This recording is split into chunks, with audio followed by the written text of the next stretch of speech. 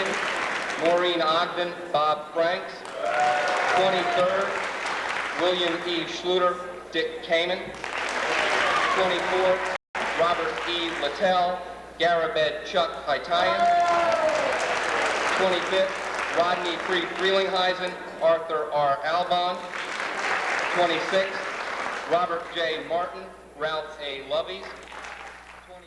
On January 12, 1988, 47 students from the 5 schools of Hopewell Valley Regional School District attended the ceremonies at the War Memorial Building in Trenton, New Jersey. We saw the swearing in of the newly elected members of the 203rd New Jersey State Legislature, a speech on the State Assembly by Chuck Hardwick, the Speaker of the Assembly, and New Jersey Governor Tom Kean giving a State of the State address. Record, rights, and property.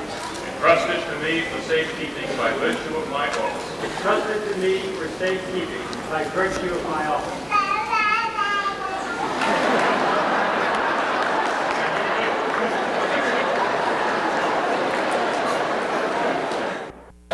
It's called The Man in the Glass.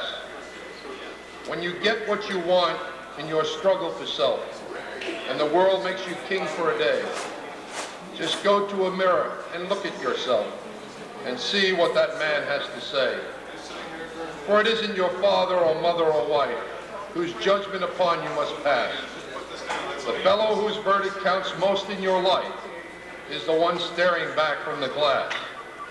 You may be like Jack Horner and chisel a plum and think you're a wonderful guy, but the man in the glass says you're only a bum if you can't look him straight in the eye. He's the fellow to please, never mind all the rest, for he's with you clear up to the end, and you've passed your most dangerous, difficult test. The man in the glass is your friend, for it isn't your father or mother or wife whose judgment upon you must pass. The fellow whose verdict counts most in your life is the one staring back from the glass. Well, I can say with true confidence that the fellow who stares back at Chuck Hardwick is the kind of person we want to be Speaker of this great institution. Hey, you 3 young ladies were invited to watch the swearing-in ceremony of the New Jersey State Legislature and the governor's address on the state of the state. What were some of your reactions, first about how the legislators looked and how the building looked? Katie? Well, they're all wearing like dark suits, like blue or gray, and they all had red ties on. They all had the same red tie. It was so funny. Emily? And the ladies, they didn't look the same like the guys did. They looked totally different.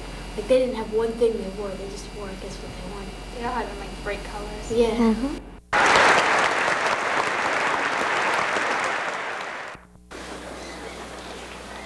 Ladies and gentlemen,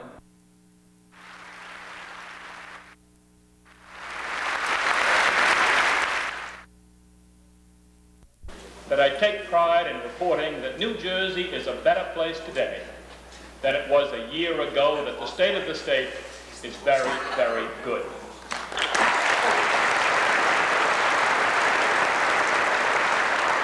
1987 was an election year.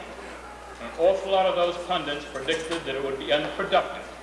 They said that the Senate couldn't work with the Assembly. They said that neither the Senate nor the Assembly could work with the governor.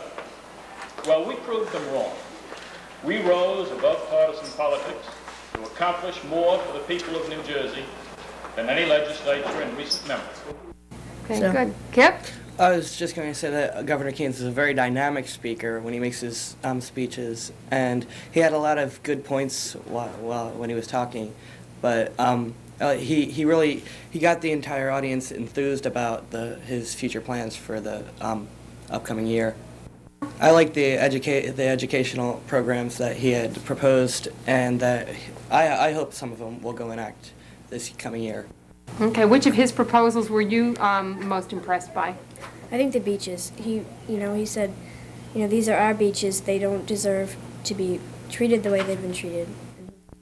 How long did it take to swear somebody in? It took about maybe 3 to 5 minutes. How long were the speeches? Well, it depended on what the person was talking about. If they were talking about swearing in somebody, then it would be a shorter speech. But if it was like the governor's speech, it was long. Did he mention what he's going to do first, get education for the children? He said that it would be a good idea to have report cards for the schools so the parents could see whether the schools were doing a good job or not, as well as the students. How many of us can remember that special moment when we showed our parents the very first A we ever got, or that not so special moment when we worried that the D in chemistry might cost us the Saturday night dance? Report cards are wonderful inventions. They let parents know just how well their children are doing. But do parents have any idea how their schools are doing? This year I propose we create report cards, not just for our children, but for our schools.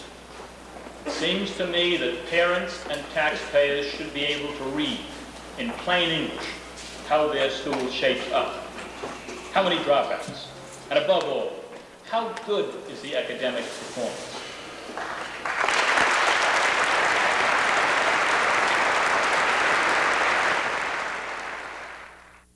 The quality and the number of educated people will determine whether a country is likely to prosper or decline. Those aren't my words, but the words of a Japanese consultant named Kenichi Omai. We know Kenichi is right, and yet we also know that in the last international comparison of student achievement, American students never finished first or second on 19 standardized tests. And 7 times our American students finished dead last. We cannot and we will not accept this. We now demand in New Jersey that students pass the New Jersey 9th grade basic skills test. It's been a success. Passing rates on math, reading, and writing have risen sharply, especially in our cities. But remember, this test is a measurement of 9th grade skills. Now, high jumpers don't win medals if they only jump 4 feet. And high school graduates don't get good jobs if they can only do 9th grade work. This year, I propose we work toward requiring that students pass a 11th grade test in order to earn a New Jersey high school diploma.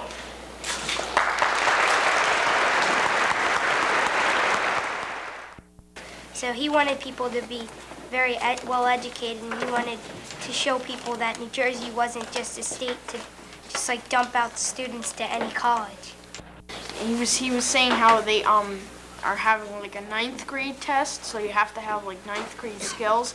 He was talking about maybe having an 11th grade test, so you have 11th grade skills.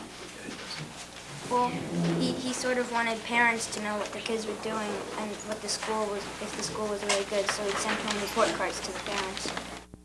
New Jersey will pay any price, we will make any investment, we will take any action to protect our shores to save the ocean.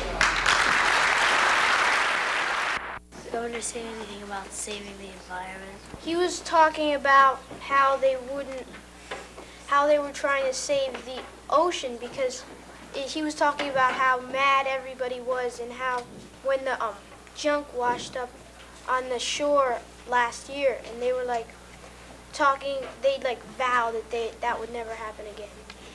Is the governor and people going to make incinerators instead of dumping the garbage in other places? He didn't say what he was going to do, but when we went out and we saw those demonstrators, they were just talking about the toxic waste, and they wanted it cleaned up. For those of you who went, you can speak from that point of view, and from those of you who did not have an opportunity to go, I'd like to hear what your thoughts are. It's sort of unusual for 5th graders to participate in an activity like this, and I'd like to know what you think. I thought it was really educational, and I learned a lot from it. I felt honored that I could go and that I was asked to go. I thought it was a good idea to have 5th graders go, since that's what we're studying about. Well, I thought it was fun because, like, they said they were going to do stuff like clean up the ocean. So if they do it, then you know they were really they were really serious about it, and if they don't do it, you know, they tried, but they just couldn't do it. Well, you could, they told you what they wanted to do, and so then you can see how good these people are really are in politics next year, see if they've done it or not. I felt glad to be chosen to go, and it was really interesting. Well, I was really interested in the talk about the ocean pollution because I'm really concerned about the beaches and everything. January 12th, 1988 was an unforgettable day. We learned about the state of the state and heard what Tom Clarke had to say. Before the governor started to speak, we gazed up at the ceiling. It looked like it would start to leak, and lots of paint was peeling. The governor must have seen it too. He didn't like it one bit. What the state would have to do would be to take it over and fix it. The governor thought it would be prudent to rate the school and not just the student. For principals, the teachers' aides, everyone would try to get good grades. The people without homes are everywhere. The state should try and protect them. The poor people need more medical care to fight off the diseases that infect them. The governor was very excited about the state. As for being invited, I think it was really great.